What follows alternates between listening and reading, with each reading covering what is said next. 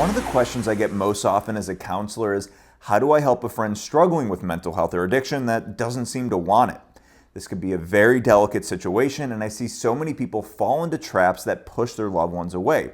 So I thought I would share a few quick tips on how to increase the chances of your loved one saying yes to getting help. The first thing I want you to realize is your loved one struggling with mental health or addiction likely wants to get better. That may be surprising because their words and actions may not reflect this whatsoever.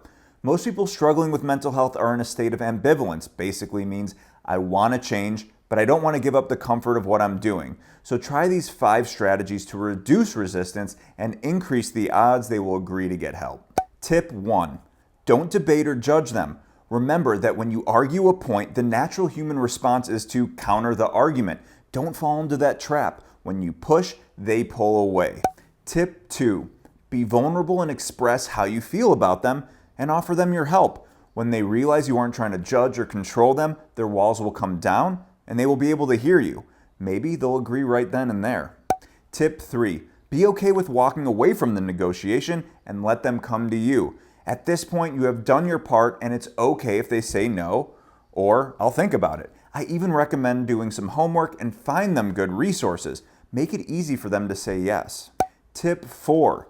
Stand by and show you care. When people are struggling, especially with addiction, they're used to people judging them or abandoning them. Check in with them once in a while and talk about something other than their struggles. A simple "how are you doing" text goes a long way.